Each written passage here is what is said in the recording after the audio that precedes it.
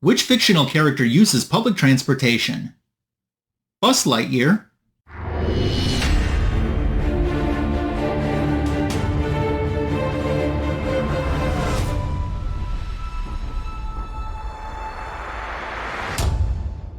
Welcome to Comic Book Editions Volume 237.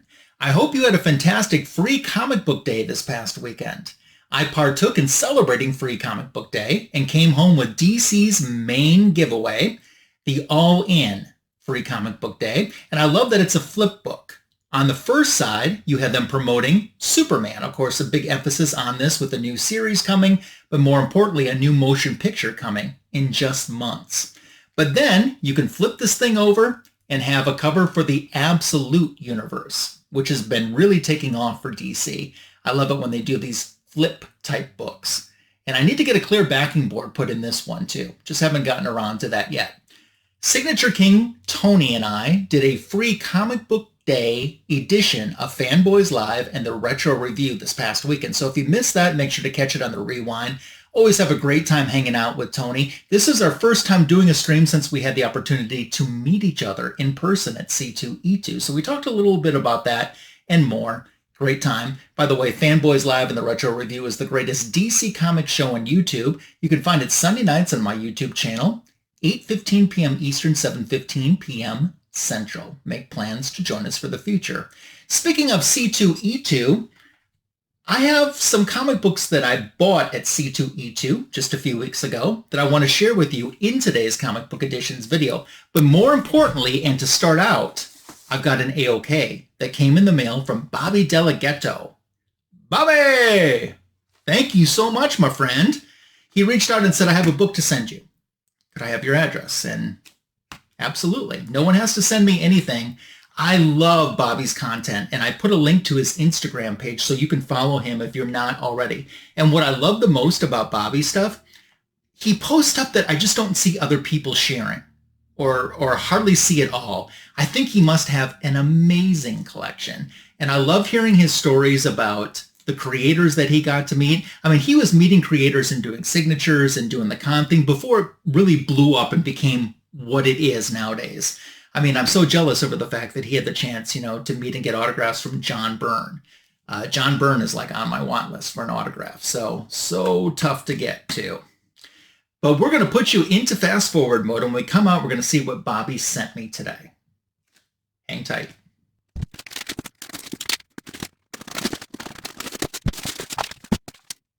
Okay, looks like we got some original art from Bobby. Some rough sketches here. Oh, look at that Wonder Woman twirling out the Magic Lasso logo. I like that a lot. That is pretty awesome. Thank you. Ooh, I like this one too. That's pretty awesome. So thank you for thinking of me and putting your talent to the test and sharing that with me. That means a lot. I probably didn't say this before we went into fast forward mode, but Bobby is such a good friend to me, but really the entire community. And I can tell his passion for comic books is, I just noticed the people that are so passionate about comic books are like the ones that I like instantly click with. And Bobby definitely falls into that category. And a lot of those people too have special artistic talent or are talented and creative in other ways too. And I click with those creative type of people. But thank you, Bobby, for this. That's pretty awesome. But in addition to the rough sketches I've got something in here. Let's take a look. Okay, you're out of fast forward mode. I think we have two things to share today, and I haven't peeked at either one. So I'm just going to start with the one that's on top and share it with you. Let's go. Oh, sweet. Oh, I love that.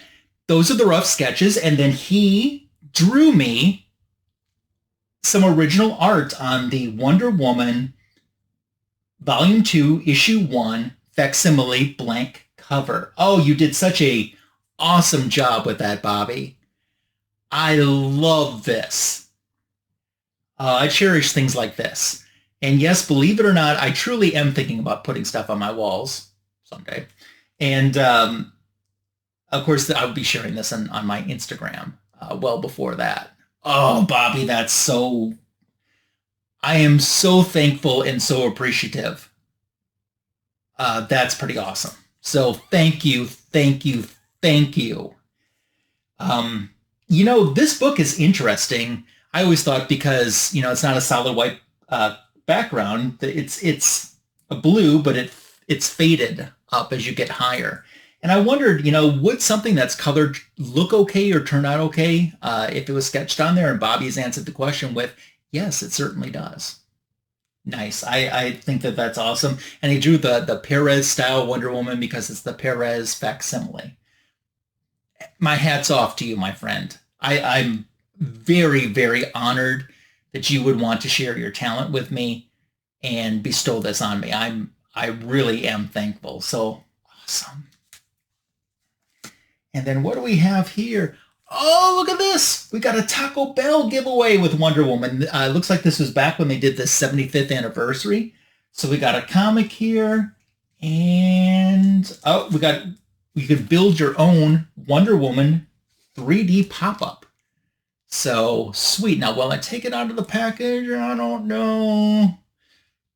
Probably leaning towards no, but I love having it. That's 100% for sure. Oh, Bobby, thank you so much. That's pretty awesome. Yeah, I'm digging that. So, as I said, I left a link for Bobby's Instagram in the description for this video. So follow him over there. And, if he's a guest on the show, watch it. You'll learn a lot about him and you'll see that passion come through. So thank you, my friend. I am honored to have your friendship. And thanks for thinking of me with this stuff. That's pretty awesome. And, since we're talking about Taco Bell here for just a second, before I get into my C2E2 books, I'll say that Wendy's currently has a DC Comics promotion going. And they have some toys. And I did get a Wonder Woman. This is obviously the gold version. Now, it's the same mold, and they have it like in red, gold, green. I don't care about getting all the different styles. I just want to make sure that I have one of her. So I got her. And they also have Artemis, which I thought was such an interesting choice. I would almost expected them to do Nubia first before Artemis, but we got an Artemis. And in the same wave with this, which is wave number 2, there's a Black Lightning. So these have gotten added to my collection. I had an awesome server who helped me at Wendy's to make sure that I got the Wonder Woman family figures. So, yes. Thank you. Thank you. I'm still thinking of Bobby, but thank you to my server. Thank you to Bobby. Thank you for watching. Before I get into my C2E2 haul with you, I want to remind you that I'm getting close to 1,000 subscribers, which is mind-blowing. Thank you to everyone that's really been promoting my channel and wanting to try to get this last push to get done. I'm sitting, at least at this time, 84 subscribers away from 1,000. 84. That seems to be a number associated with Wonder Woman, doesn't it? Seems like it is. If you're not subscribed to my channel, make sure to do so. The algorithm loves it when you give the video a thumbs up, a heart, a like, and I love reading your comments. I'm going to be asking for those at the end of the video. And I am already thinking about what I could put together for like a 1K celebration. So it's exciting for me that I get to actually think about that right now. So it's because of you. C2E2 was a few weeks ago in Chicago. I went to the last day of it, the Sunday of it. It was the week before Easter that I went, like April 13th. I had such a great time. I did pick up a few comic books. I picked up a major comic book that I will not be showing today. But you'll see that sometime in the future. And trust me, it's something. And I'll explain at that time why you're not seeing it at this time. But let's show you some books that I did pick up at C2E2. I think sometimes when you go to a big convention like this, and you know there's going to be comic book sellers there, you think you're not going to find stuff that's going to be affordable or run fillers, or you're only going to find those big boy books which are out of your price range. I mean, I saw a 7.0 Sensation Comics #1 for $89,000. Wasn't in my price range. But C2E2 especially, I've always found a couple sellers that had some really affordable and fair books to offer. Fantastic Four Volume 1, Issue 192 is one of those. This is from 1977. George Perez doing the interior art and the cover art. Len Wein is the co-writer along with Roger Slipper. The FF is broken up in the previous issue, which I added into my collection that previous issue, and I showed back in Comic Book Editions, Volume 199. So they've broken up. Most of this story focuses on the Human Torch, who's decided to go be a race car driver. He's gotten invited to drive in this race out in California. And he ends up taking on the villainous Texas Twister. Not necessarily my favorite villain by far, but a great cover and one I wanted to add into my collection and was appreciative to come home from C2E2 with this one. More FF, issue 201. We're at 1978 right now. Creative team has changed a little bit. Marv Wolfman was the writer for this. Keith Pollard did the cover and interior art. The FF is now back together. I think they got back together in issue 200. Basis of this story is they're getting all of the things out of storage or the stuff that S.H.I.E.L.D. had for them and putting it back into the Baxter building because they're staying together. The Baxter building's like, we can't rent this place out. Nobody wants to be here because they're scared that your villains will still think you're here and come after you here. People don't feel safe there. And anyway, they're putting the equipment back together and their gadgets and safeguards all go haywire and turn against the FF. So that's essentially the theory to this story. I'm trying to pick up some more FFs before the movie starts this summer because I think if this movie ends up being really good, and I have my fingers crossed that it does. That last FF movie was horrible. I mean, horrible. And I'm not talking the Chris Evans first two movies. I'm talking that last piece of junk. Anyway, if this movie takes off, I think all the FF books will start kicking up in value, and I'm trying to pick up more of those while they still are affordable.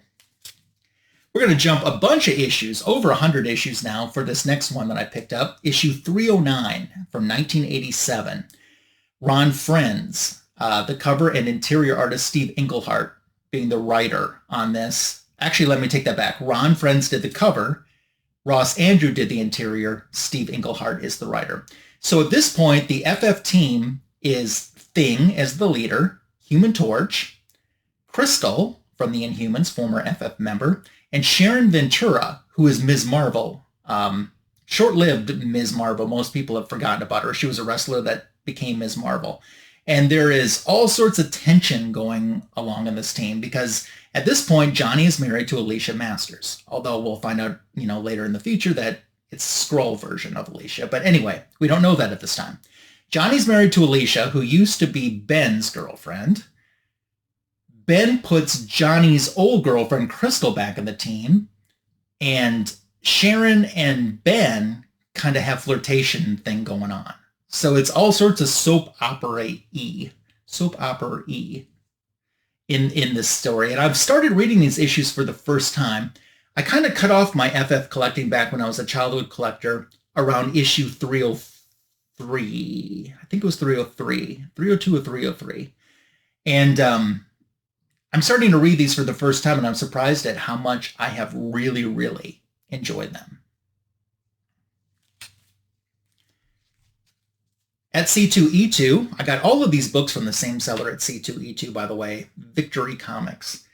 And, they had all these great long boxes, and everything was in alphabetical order, and the condition was good. And sometimes they had multiple copies of the same back issue. And I thought, I got to see if they have any Shanna the She-Devil. And I went over and looked, and by gosh, they still had one. They had issue number 3. This is published in 1973. Since I completed my Rima the Jungle Girl run, I've kind of wanted to do the Marvel equivalent of that Shanna the She-Devil, which was recommended to me by silver-haired Bronze Age Babe. There were only 5 issues total in the run, and then Shanna was like in Spidey Super Stories, which is not canon, and then she made some guest appearances in Daredevil, and she'd go on to be in Kazar, and she would marry Kazar and stuff. I'm just going to try to get the 5 issues and maybe the Spidey Super Stories, and I'm kind of working on the Daredevil collection too. So it was awesome to find this, because usually I had the first issue. I've had that bought it as a back issue as a childhood collector. And I was inspired to buy that after Shanna's appearance in the 7 Little Superheroes episode of Spider-Man and His Amazing Friends. But the other issues outside of issue 1, like you never find in the wild or in the raw, or at least I don't in my area. So when I saw this, I'm so thankful that I remembered to go look for it, and they had it. I'm like, instant snatch up, instant need this for my collection. When prices are right, I try to pick up more of these Alex Ross Timeless variants. And this is from the original run that he did in 2020. This is his Timeless version of Iceman, Bobby Drake. But the comic book is Marauders, Volume 1, Issue 13. This story involves Storm heading back to Wakanda. She needs the Skybreaker Blade, which is like a huge weapon that the Wakandans aren't going to let go of. And she's kind of aware of that. So she knows she has to steal it, and she gets caught, and it was a really good read, and I really enjoyed that. So sometimes people say modern comic books aren't that good. This one was really good, so, and had a great cover to boot. I know that there's more Timeless covers about to come out. I'm excited for some of those, especially the Carol Danvers as Ms. Marvel cover. That one I like. I really wonder though, and I'm, you know, Alex Ross, if you're watching, I'm sure he is. Alex Ross, are we going to get a Disco Dazzler or a Jocasta Timeless cover first? Which one of those two would we end up getting first? Because I know there's another wave of covers supposed to be coming, I think in the fall, but they haven't announced what characters or what titles yet. So let's go for some Disco Dazzler, I say. And then one more from C2E2. I did pick up a book too that was an AOK for someone. I'm not going to show that because it's someone who watches my channel. Super Friends, Volume 1, Issue 14. I already had this book. This was an upgrade for me. I notice I don't see Super Friends a lot in the wild, but when I do, it's more the earlier issues, like the first 20 issues I see. And I'm just trying to upgrade mine. I love Super Friends. Might have been the entire reason I got into collecting comic books. And you might remember for my birthday, I showed you last week, I got the Super Friends Complete Collection Blu-ray set, which was awesome. Ramona Fraden, cover and interior art. E. Nelson Bridwell, the writer for this story, 1978 is where we're at. So the elemental spirits take over these 4 individuals, and they kind of become like the elements. And they've been led to believe that the Super Friends are evil, so they fight them. But what's interesting about the story is they don't get cured by the end of the story. And it kind of continues on. I was surprised at how much of this issue I actually remembered. I mean, I usually always remember the covers, but so much of the interior I remembered. Flipping through the pages, it just was all coming back to me. So it was fun getting a chance to revisit this. What did you think about the books I showed today? I would love to know. Leave me a comment below. My back issue of the week YouTube short is on my channel already. Talking about a comic book in my collection, a DC comic that's in my collection right now. If you haven't had the chance to check that out, I hope you'll do so. I already talked about Fanboys Live in the retro review. John's Comics with Kids and I are doing another Avengers vs. JLA for issue 12. From the Silver Age of both Avengers and Justice League of America. That is Wednesday night. So if you're watching this video on its original air date of Tuesday afternoon, it's tomorrow night. And join us for that at 9 p.m. Eastern, 8 p.m. Central. If you've already missed it, there is a playlist folder for JLA versus Avengers, all of the episodes we've done so far. And after this episode, we will have been doing this monthly show for a year. So look for that playlist folder on my channel. If you missed out, you can watch it on the rewind. That brings us to the end of Comic Book Editions, Volume 237. Bobby DeLaGhetto, once again, thank you so much for sharing your talent with me. That really made my day. I came home from Free Comic Book Day.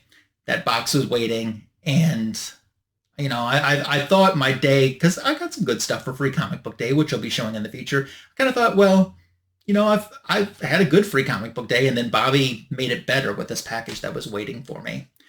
I have some comic books from Unknown Comic Books that I purchased. They had this massive sale that was going on, started like at the end of March and went through like the entire month of April. I'm going to show you some of that stuff. A lot of it's Marvel, actually. I want to show that in an upcoming video. I'll have my Free Comic Book Day haul to share with you. I went to a comic book show last month, so I want to share some of that stuff with you. I got a lot of good books, believe it or not, from the dollar bin. So that's some of the stuff you can expect in the future here on my channel. Until we get the chance to visit again, thank you for your friendship and support and making it to the end of this video. I hope you have a happy, healthy, and successful week. Take care.